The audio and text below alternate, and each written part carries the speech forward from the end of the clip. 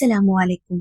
இஸ்ரவேலர்களை எகிப்திலிருந்து வழிநடத்திய பிறகு மூசா அலைஹிஸ்ஸலாம் அல்லாஹ்வை சந்திக்கவும் தமது மக்களுக்கு வழிகாட்டுதலை பெறவும் சைனாய் மலையை கடந்தார்கள். அந்த மலை மேல் அல்லாஹ் மூசா அலைஹிஸ்ஸலாம் அவர்களுக்கு தனது வேதத்தையும் ஒருவனாக அல்லாஹ்வையே வணங்கவும் நீதி நேர்மையில் நிலைக்கவும் உத்தரவிட்டான். மூசா அலைஹிஸ்ஸலாம் சைனாய் மலையில் 40 நாட்களாக ஆழ்ந்த இபாதாவுடன் அல்லாஹ்வின் வழிகாட்டுதலை இஸ்ரவேலர்களுக்காக தேடினார்கள். மூசா அலைஹிஸ்ஸலாம் சைனாய் மலையில் இருந்த காலத்தில் சில இஸ்ரவேலர்கள் அமைதி இழந்து பயந்தனர். சாமிரி அவர்களின் சந்தேகங்களை பயன்படுத்தி அவர்களை வழி தவறச் செய்தான். அவர்களின் நகைகளை சேர்த்து உருக்கி தங்க கன்றுக்குட்டி ஒன்றை உருவாக்கி அதை வணங்கத் தொடங்கினர். ஆனால் ஹாரூன் அலைஹிஸ்ஸலாம் மக்கள் மீண்டும் அல்லாஹ்வை வணங்குமாறு கட்டளையிட்டார்கள். ஹாரூன் அலைஹிஸ்ஸலாம் இதை தடுக்க முயன்றார்கள்.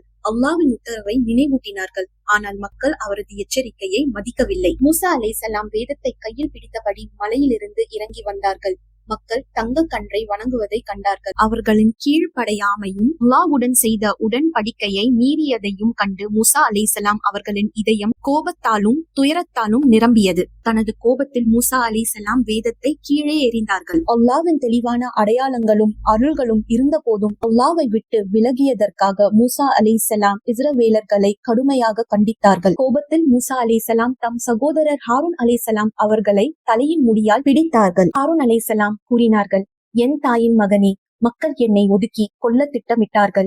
என்னை அநியாயக்காரர்களோடு சேர்க்க வேண்டாம். மூசா அலைஹிஸ்ஸலாம் நம்பிக்கையுள்ளவர்களை அல்லாஹ்விடம் மன்னிப்பு கேட்க அழைத்தார்கள்.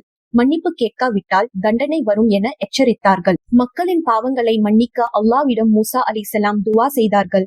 ஆனால் பெருமிதத்துடனும் பிடிவாதத்துடனும் இருந்தவர்கள் அல்லாஹ்வின் கோபத்தை கண்டனர். இந்த நிகழ்வு ஒரு நிலையான பாடமாக அமைந்தது.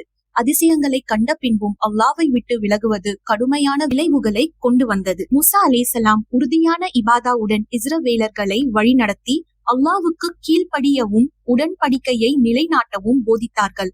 அவர்கள் தலைமை, ஈமான், நீதியின் சிறந்த எடுத்துக்காட்டாக இருந்தார்கள்.